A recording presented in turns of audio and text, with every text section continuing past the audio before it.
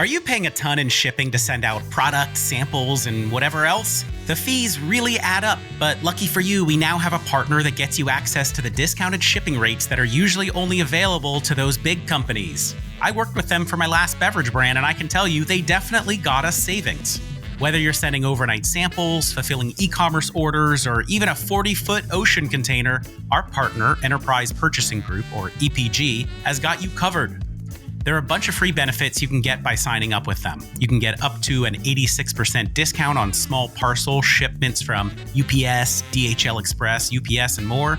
You get really competitive LTL and FTL rates through UPS. You get discounted spot and fixed ocean rates through Flexport and Maersk. You get exclusive air freights, and you also get preferential terms with supply chain financing. All you need to do is reach out to Francis Agas. His email is francis, Francis, at enterprisepurchasing.com. Mention the Startup CPG discount and take advantage of those savings. Good luck, everybody, and happy shipping.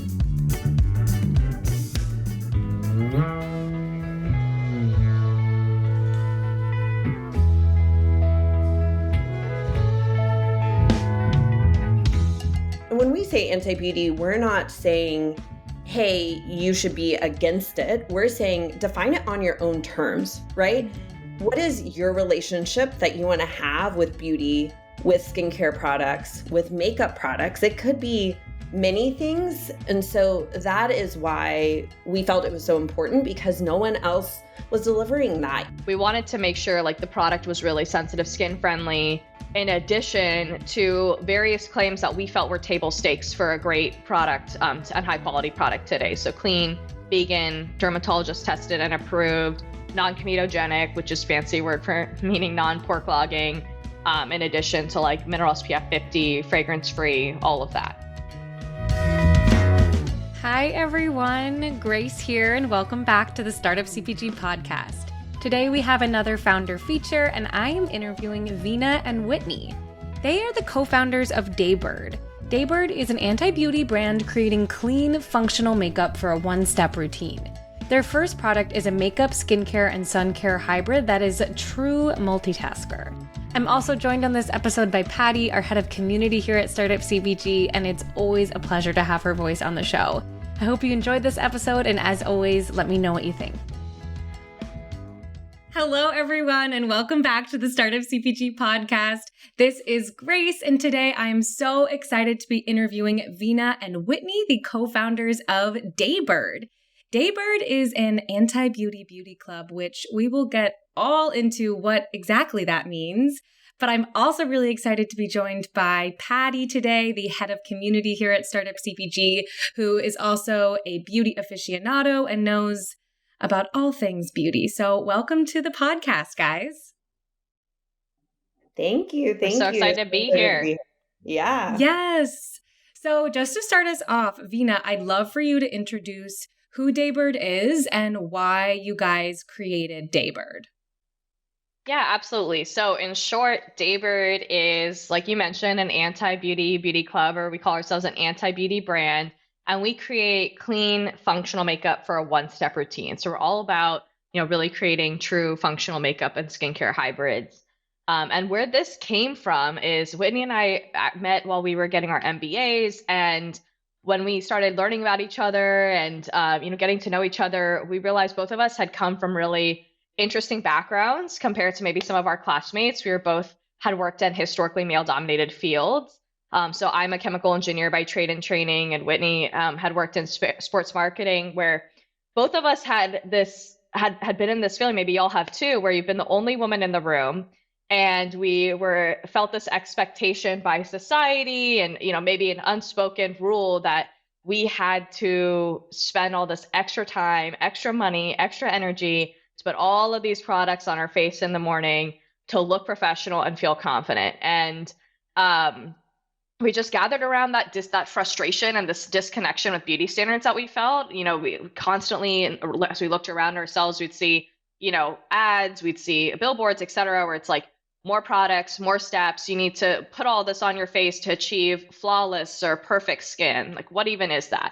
And how exhausted we felt about this. So this was about, late 2020, early 2021. And we kind of took this feeling that both of us had and started to talk to as many people as we could around us. So we talked to so many people who kind of echoed that same sentiment. They had products collecting dust on their shelves. They really were only using a core set of couple to maybe small handful of products. And they also felt that same kind of exhaustion or fatigue from beauty industry messaging to keep chasing more products, chasing some huge multi-step routine to attain some, seemingly unattainable standard of perfection or flawlessness. And so we started to, where Daybird came from was trying to tap into this effort or this feeling of convenience that these customers were looking for. They're looking for fewer products and they're looking for them to fit into their daily lives, not the other way around. Yeah, absolutely. And I love that. And I know myself, I definitely have the case where I use, I think, 4 beauty products every day. And I have about 25 sitting on my little shelf. So yes, definitely don't need all of them. But I love that messaging. And I'd love to hear more. And maybe, Whitney, you can speak to this about the specific messaging behind this anti-beauty brand and why that messaging is important to who Daybird is. Yeah, definitely. And I think Veena really shared a lot about the fact that we keep seeing this from this beauty industry, right? And everyone we've talked to just felt the opposite way. They felt this expectation, this weight, this mental load. And so it was really important to us if seeing an industry that so wholeheartedly shows up in this way and delivers this message. And there's no space for something that was not that, right? That was anti-beauty. And when we say anti-beauty, we're not saying, hey, you should be against it. We're saying define it on your own terms, right? Mm-hmm. What is your relationship that you want to have with beauty, with skincare products, with makeup products? It could be many things. It could be 0 things, but you should be able to own that relationship and define that for yourself and not have these societal pressures really define that for you. And so that is why we felt it was so important, because no one else was delivering that. Even products that were simple or convenient still were attached to brands that were asking you to use it with 9 other products that they sold to you. And we're still telling you, this is what you need to use to look professional, to feel confident. Confidence doesn't come in a bottle. It shouldn't come in a bottle, especially for women who, have been historically told that it does. Whereas we don't see men having to purchase something in a bottle to feel that same way. And so just the fact that there isn't space on the shelf, that there isn't space in social media, that there isn't space in entertainment, that there isn't space in the messaging of the beauty industry is what really is why we are so bullish on creating that space and having that messaging really differ. And it's really important in everything that we do. Yeah, absolutely. And confidence definitely doesn't come in a bottle, because if it did, I think we would all have, the most confidence a human being could ever have. But also on the other side of what actually is in the bottle, with your guys' first product, the 4-in-1 serum skin tint, could you tell us and our listeners a little bit about what that is and why the formulation is the way it is? Yeah, absolutely. So 4-in-1 serum skin tint is exactly as you described it, a true 4-in-1, and that's kind of why we named it that way. So it has all in one bottle, 2 skincare serums, moisturizer, mineral SPF 50, and then a very sheer, stretchy tint all in one. And our goal with creating this product was to create a true one-step morning routine. So happy to talk more on the product, but just to talk speak to maybe the why behind how 4-in-1 serum skin tint came to be. As we spoke to all these folks about their morning routines, and even like you mentioned, Grace, you have 4 products in your rotation. A lot of folks were saying, I'm reaching for one all over facial product. And so if that's, a skincare serum or a moisturizer, that's it. If it's, a foundation, then I'm not also adding SPF. I may not also be wearing that serum. And but also grappling with this expectation or this feeling of an expectation that they should be. And so when we were like, all right, what's our hero product going to be? It was like, how do we create a true one-step morning routine? And for us, that meant skincare ingredients present at clinically proven active percentages. So by that, we mean percentages where they've been shown, proven in studies, et cetera, to be efficacious at that percentage they're present in the product. Plus moisturizer, for everyone's skin to protect the skin barrier. Plus sunscreen. I mean, sunscreen is really the only thing we should be wearing on our faces every single day even if I'm working out here by a window, even if I'm just by the window or if I'm going outside, that's a base level must have. But many products that call themselves multitaskers don't have SPF. They don't have SPF over 30, which is the dermatologist recommended minimum for daily facial wear. And then we heard from, we're not also, like Whitney said, beauty is what you make it. And we're not ignorant to the fact that you might want a little bit of that blurring coverage to help you show up for your day. And so that's where we wanted a sheer tint, just to give, if you want a little bit, to help you feel like you're ready to go. It's not a ton of coverage. It's really meant to be perfect for your everyday. And so that's kind of why the product is where it's at. And, in addition to all these other things, we wanted it to be sensitive skin friendly. Whitney and I both have really, we've battled with dermatitis throughout our lives. We cannot wear fragrance. We're both as well, like people of color. And as we were formulating this, realized we both struggled to find an SPF that truly worked for us on a daily basis. Because chemical SPFs for me, for example, they really upset my skin. I have eczema. I can't wear them. But many mineral SPFs that I find on the shelf leave me looking like Casper the Ghost, since I'm South Asian and have a little bit more of like a medium skin tone. And so we wanted to make sure like the product was really sensitive skin friendly, in addition to various claims that we felt were table stakes for a great product and high quality product today. So clean, vegan, dermatologist tested and approved, non-comedogenic, which is fancy word for meaning non-pore clogging, in addition to like mineral SPF 50, fragrance free, all of that. Yeah, I love that. And I love the combination of so many different benefits in one thing. And Patty, I know you had some questions or thoughts about this combination of skincare and makeup. Yeah. So I think that I've seen more and more brands launching products with skincare benefits. And I just love this trend, especially working from home. Because, like sometimes I have a call or I just want to like go to the gym. I don't want to like wear this like heavy makeup. And I just want to like, I still want to like, look my skin like it's glowing and beautiful. So I'm loving to see this trend. But I know that out there are a lot of brands that like they claim, it's like there are skincare benefits. But sometimes when I read ingredients, I'm like, I'm not really sure if this is true or not. So how can consumers tell the difference between like a brand that is truly having benefits for your skin versus just some marketing claims? Yeah, I think that's a great question.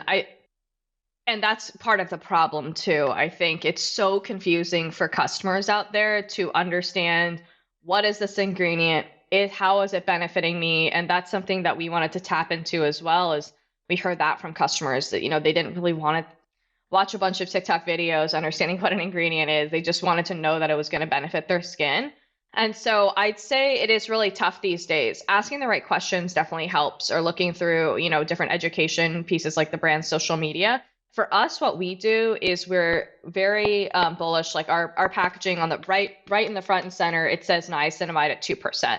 And we intentionally list that percentage of those key skincare ingredients so that customers know that it's at an efficacious level. But the flip side of that is you see many products that, like you mentioned, Patty, claim to have skincare ingredients in them, but they're at what we could call like a marketing claim level, or maybe you don't know how much the percentage is in there, and you don't know if it's at a percentage that's actually going to penetrate your skin barrier and deliver the benefits of whatever ingredient it might be. It's just there so they can say it's there and attach the benefits of that ingredient to that claim. So it is confusing for customers today. I would say if I was, independent of Daybird, trying to go find something on the shelf that was a true skincare makeup multitasker, I would look for some of those call outs of, are they really calling out the specific ingredient, versus just saying it's hydrating? What's driving that? are they calling out maybe that percentage? And sometimes it might not be on the package, but it might be on the PDP on their website. And then as well, when it comes to sunscreen, understanding, what is the sunscreen active in there, what percentages it's at, if that's needed. But more importantly, what is the benefit, or like what's the SPF level? Because they might have some sunscreen protection, but if it's below that 30, for me personally, I would know like, okay, I want something a little bit over 30 that's actually going to be that dermatologist recommended daily minimum for my face. I want to make sure I'm protected going outside or working in front of a window or whatever it might be. Whitney, let me know if I forgot anything there. Yeah, as well, like clean is such a, it's a marketing claim. Anyone can say their product is clean because unfortunately there just is not regulation there yet. So one of the ways that I tell, friends to try and have some sort of measure or benchmark is to look at what a retailer defines as clean and then seeing if that product is to that standard, right? Because that's the only standards that we have currently in the market. Is aside from like a brand defining, you could look potentially to how the brand defines how it is clean. If they don't, then you're kind of SOL, and you should probably take that as a measure of, okay, maybe this brand is just using it as a marketing claim. For example, we call out like, hey, we are clean by Sephora standards, right? So that way you have that benchmark of what is the clean standard that we're adhering to. So I say retailers, they have their clean standards, they're varying levels, right? They're very different. Sephora clean is different than Credo clean, then is different than Target's clean standards. So you can utilize those standards to kind of get a sense of where it's at and what you're comfortable with from a clean perspective, if that is something that is important to you. I love that, absolutely. The claim to like for the retailer side, because sometimes there are so much information out there that even like for food, like we get so lost, like what is acceptable, what is not. So I love that perspective. I never thought about this way. Yeah, it's so confusing for consumers these days, and I even feel that like learning about new products, food, cosmetics, wherever they are, and what do I believe, what matters to me, and I really liked how Whitney mentioned that around like figure out what matters to you and what standard you want to adhere to. Absolutely. And I feel the same way about food and clean beauty is that like we almost forget to pay attention to what feels good to us because we're like, what are all these standards that so we're not supposed to eat that. We're not supposed to put this on our face. We're not supposed to do that, but we are supposed to do this. And instead of being like, I ate that, it gave me a stomach ache. I'm not going to eat that again. Or I put that on my face and I got some little bumps. I'm not going to put that on my face again. And so I do appreciate just more transparency. And also that, again, what you said, Whitney, of like, what matters to you? What's important to you? What are you looking for in a product? And really honing in on that versus trying to, understand every single new product that's going to hit markets. But also speaking to the many products that are on the market, obviously you guys have entered a challenging space for a variety of reasons, one of which just being the sheer amount of beauty products, skincare, makeup products that are flowing onto shelves every day. So since you guys launched, how have you been making sure that a potential Daybird customer can find you and get your messaging across to them? Yeah. Go ahead, Whitney. Yeah, definitely. I can chat about this a little bit more. So I think first and foremost, we really, this started with like people talking to us and talking to each other, right? And so a lot of what we're doing is that still like organic or like organic type channel messaging and channel approach. So a lot of what we do is, working with community members or partners, like doing collabs with them, whether that's like communities in Chicago or Austin where we sit, or even we've done stuff in San Diego, for example, and finding those advocates of those communities that really love what we speak to and what we represent at Daybird. As well, affiliate PR really works really well for us. And I think that's just because it's great. It's full funnel. And it is that trusted. I mean, every single person who's written about us has tried our product, has fallen in love with it. And that's why they're writing about us. It's not just, lip service. So it kind of acts similarly to that like expert review organic like type channel. And then additionally, we've also, we've gifted creators, we've gifted influencers. Whenever we do, it's always, hey, try this. Let us know what you think. First and foremost, if you want to share it, if you've had a good experience, that's great. But first and foremost, like give us the feedback. Let us know. And so that way they feel like when they can share it, they can do it in their own authentic voice, because authenticity from a brand voice is important to us. And so we expect, the same for them versus us telling them what to say about our product. And then of course, like word of mouth, we still see that, right? Whenever we see us getting shared, it's a lot of still word of mouth. We've layered on paid recently, like honestly, as of this month, that's really just to create that halo effect around what we're already doing on the organic side. And just like supporting that as we think about scaling. And then I guess the only other thing to talk about, aside from the creators and influencers, just having other feedback loops, right? Like this helps us iterate on the customer experience. This helps us to understand what messaging resonates. Like we've changed our product name, for example, as we think about it going onto retail shelf, as we think about how we named it now out of what our customers have told us they call it, right? Like we've taken that feedback, what's resonating with them, and then able to use that for marketing as we think about future retail, because we're going to be, where they're telling us that they want to shop for us instead of, making that assumption, what their day looks like, how we fit into that. And so that all kind of that's really important to us as we think about the feedback loops that we've created off of how our messaging has continued to get spread and how we continue to iterate on it. We'll be right back. Hola, amigos. About 4 years ago, I got a message from a designer in Colombia who said she'd like to work with Startup CPG to build her reputation in the US. I couldn't believe how affordable her pricing was, and the quality looked top-notch. I started work with them for Startup CPG, and then a bunch of my other CPG projects as well. Fast forward to today, they are the most beloved agency in our Startup CPG community. They've got dozens of happy customers like Prickly and so many more.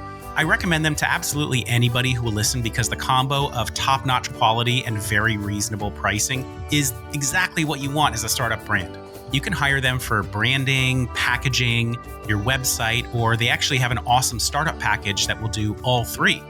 If you want to learn more, email them at startupcpg@wagondesignstudio.com or check the show notes. You could also post on our Slack for feedback and just be overwhelmed by how many people want to sing their praises. Gracias, Wagon! And now, back to the show. Yeah, absolutely. And I do think there's so much to be said to that. Patty, were you going to ask something?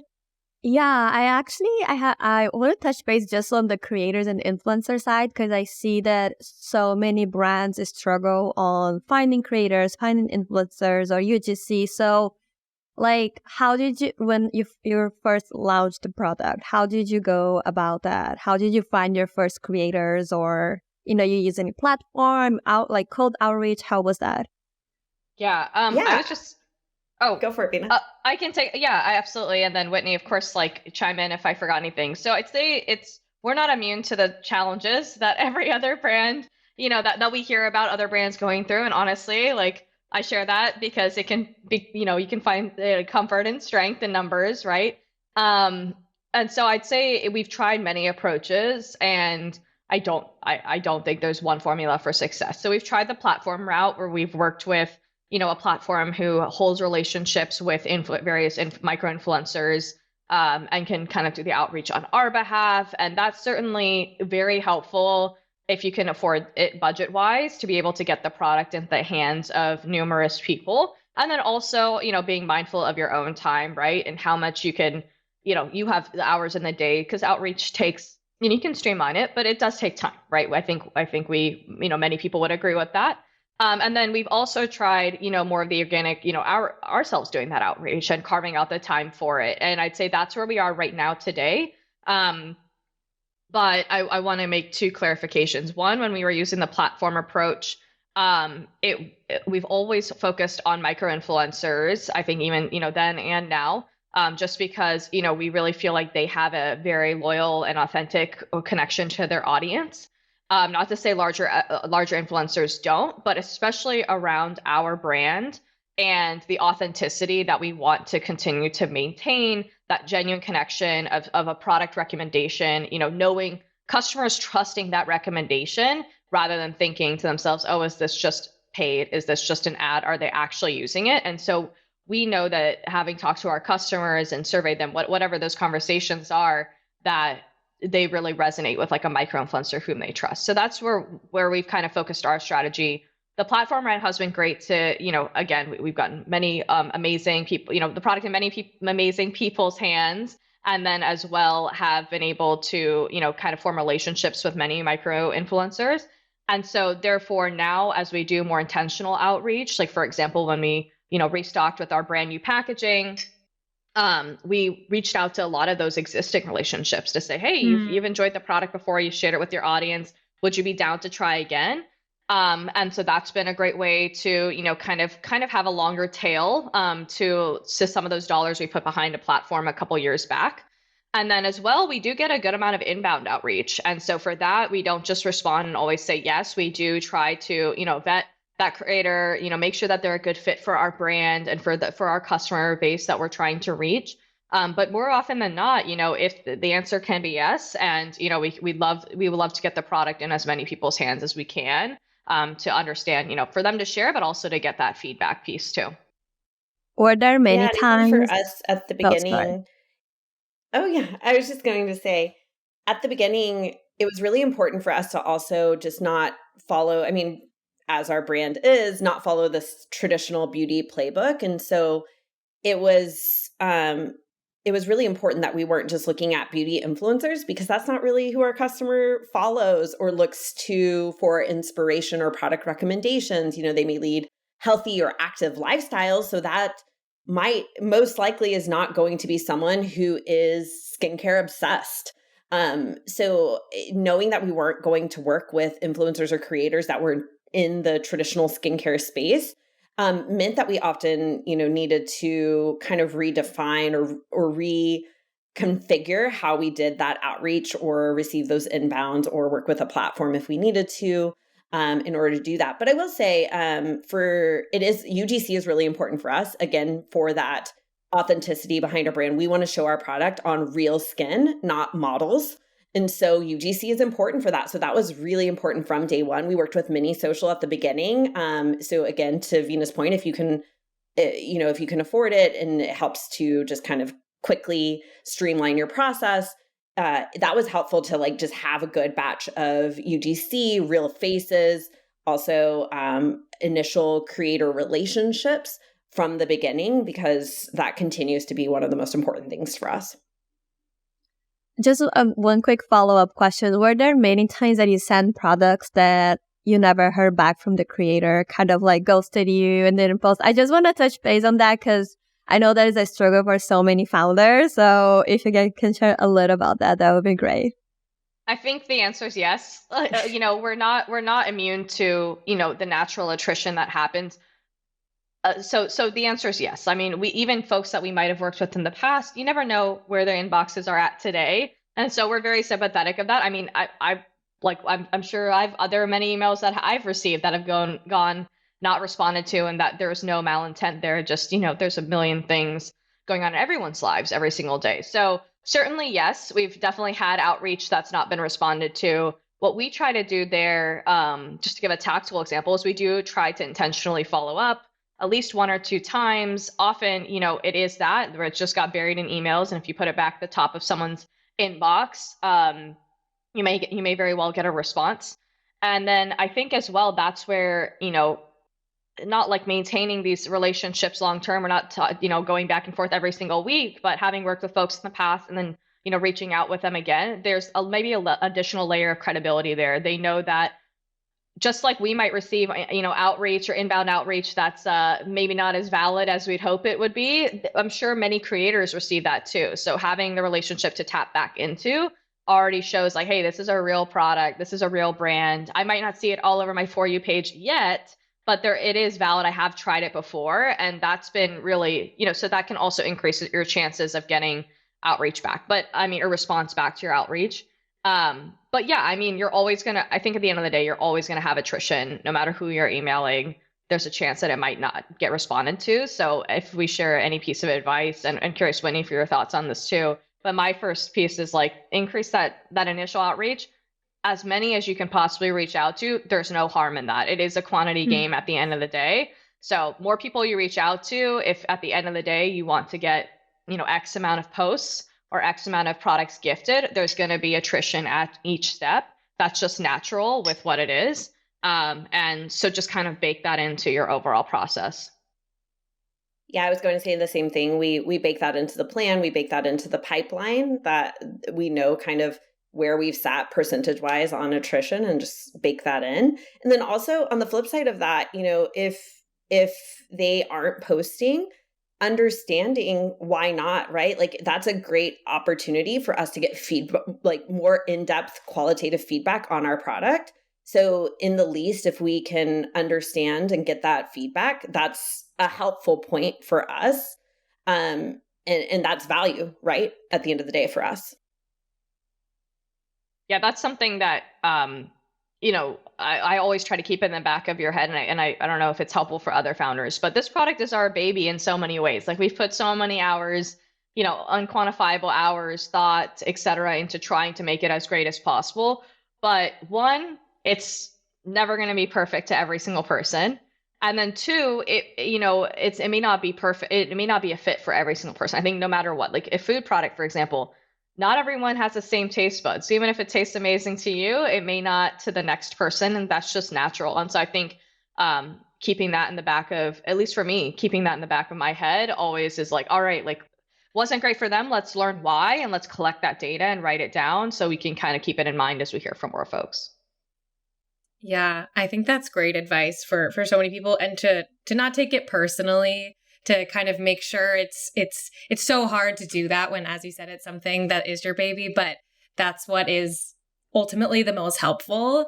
So sort of pivoting from the more online world to the more in-person world, I'd love to hear a little bit more about how you guys are approaching retail. As you said, you go by Sephora Clean Beauty Standards, which is obviously a retailer. So I'd love to hear how you're approaching, getting into retail. I know you launched into Urban Outfitters, only like a year after you launched the product. So just tell me more about what your approach to retail is. Yeah, absolutely. So as you guys, as we've mentioned, we launched about 2 years ago, direct to consumer. We launched online at Urban Outfitters about a year ago. And for us, it's been twofold. So one, our strategy has been always, first and foremost, we want to be where our customers are shopping, and noting that our customers, are maybe not necessarily the traditional beauty enthusiasts. They're not spending their Saturday afternoons browsing the Sephora aisles and Ulta aisles and trying to discover products that way. They've told us that they find that overwhelming. They prefer that convenience level of being able to pick up products where they're already shopping for maybe some other goods, lifestyle essentials. So for us, we're always trying to keep that kind of North Star in our head of like, how can we best be where our customers already are so we can make it as seamless as possible for them. And then with that, we really value each of our retail partnerships to the utmost degree. They're taking a chance on a new brand. That's one thing. And we want to make that successful for them. And also for us, so that we can leverage those learnings and those, success story as we go and, step up. And so we think of it as like a walk, jog, run approach to retailers.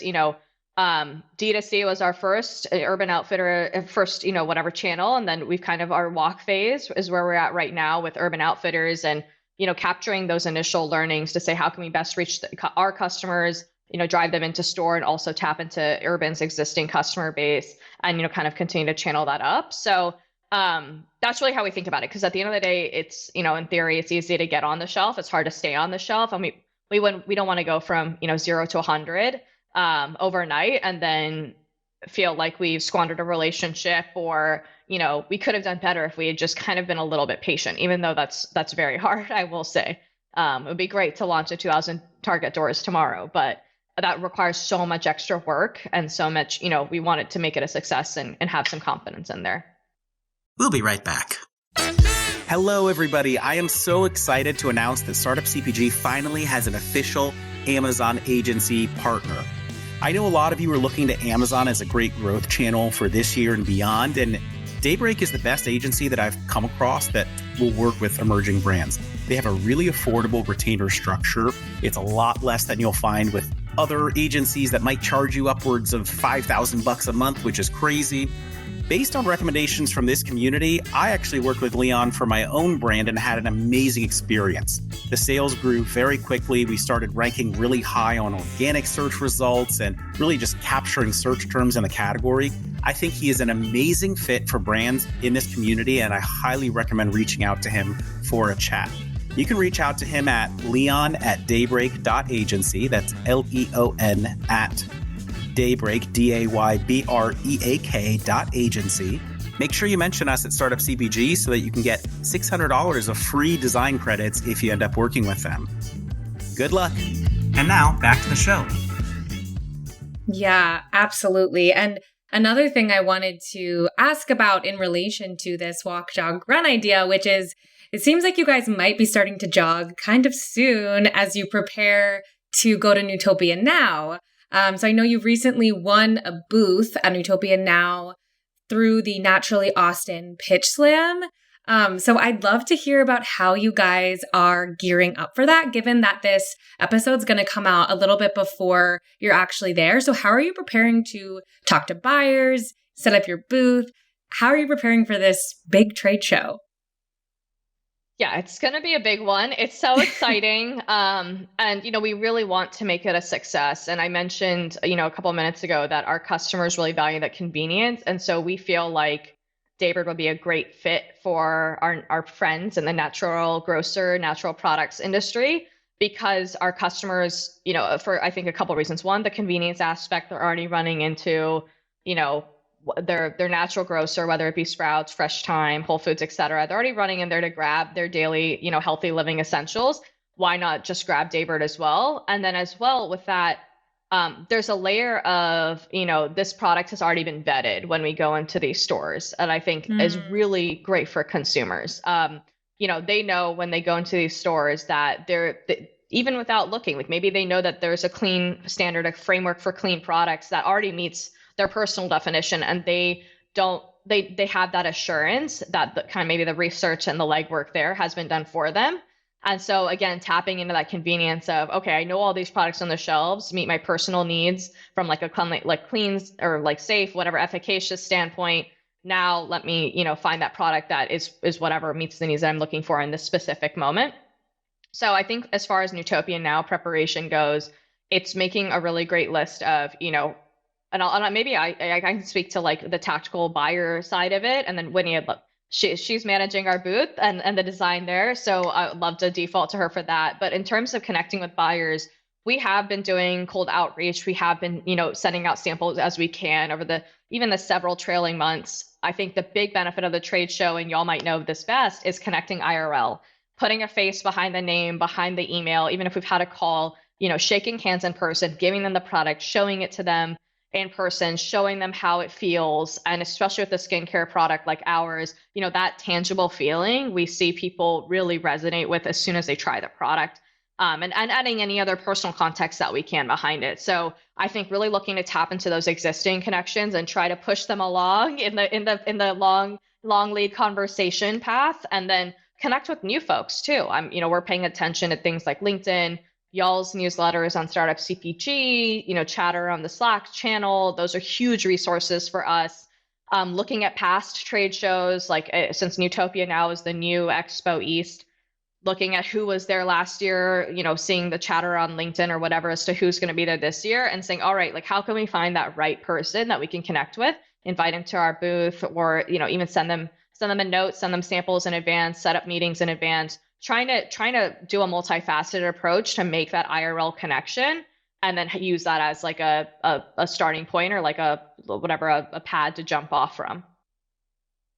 Yeah, anytime we have an opportunity, it's really important for us to do it well. So we are not the type to spread ourselves thin and just try to make each thing work as best as it can. We really like to be discerning of, is this the right opportunity for where we're at in our strategy right now? And do we have the bandwidth to actually do it well. And so that's hard, right? As founders, like there's only two of us.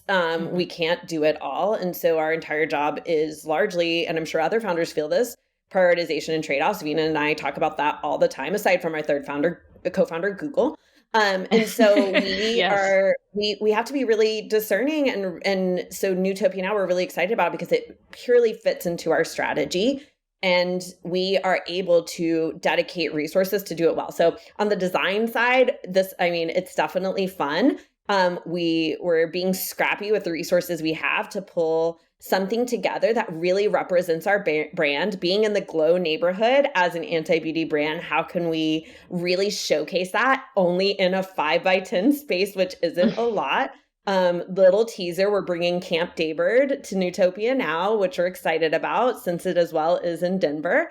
And so how we do that is really just thinking about all of the details, just the little details from what we give. We don't want to be giving something that's wasted on site, right? I mean, at the end of the day, especially given the fact that this is Utopia Now and sustainability is top of mind for all of us.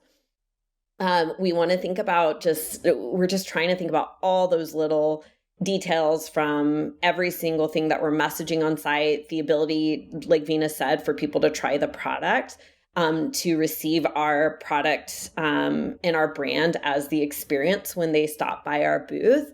And then, of course, ways that we can connect with, the Startup CPG community, the Naturally Network community when we're there.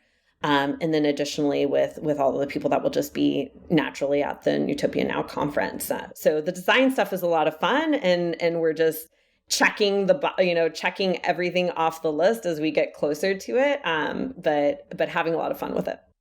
Yeah. And if I can add just one more thing too. It's at the end of the day, we heard this advice. It might have been through Startup CPG on a podcast or elsewhere. Is we really want our booth to bring our brand to life and show a buyer that, hey, this is the vibe that we would be channeling on your shelf. And even at the packaging level, or as we, may potentially one day have more of a, built out Daybird product block or what have you, displays or demos, any vibe that we would be bringing to their store, this is what you'd be getting. And so I think that's the question that we continue to ask ourselves every step of the way through the design process is, are they going to really get it? And I think, especially as, a skincare makeup or functional makeup focused brand in a natural grocer, it's not the most, it's not the biggest category there is, I guess, the best way to phrase it. And so saying like, yeah, this is why we need to be on the shelf and this is the vibe we'd create. And we know it's going to connect with your customers. That's like the feeling we want them to take away.